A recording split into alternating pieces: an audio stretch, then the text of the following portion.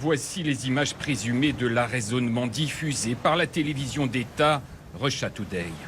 Au large, on y voit ce bateau des gardes-côtes américains, puis ces deux photos qui montrent un hélicoptère en approche, juste avant la saisie du navire par les forces américaines.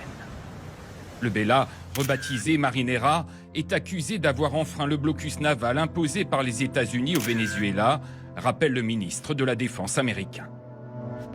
Le blocus du pétrole vénézuélien illégal et sanctionné est pleinement en place, partout dans le monde. Le navire, passé par la Méditerranée pour le Venezuela, était sous sanctions américaines. Il a été arrêté dans les eaux islandaises.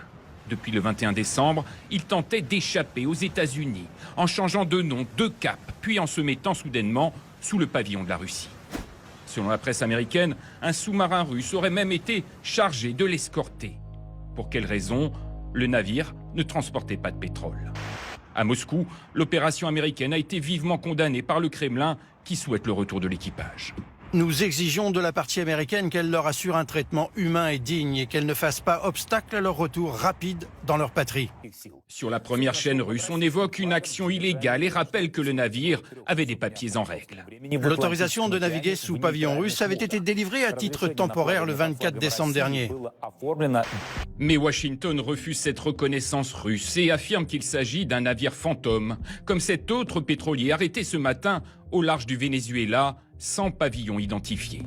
À l'intérieur, des dizaines de milliers de tonnes de pétrole ont été confisquées par Washington.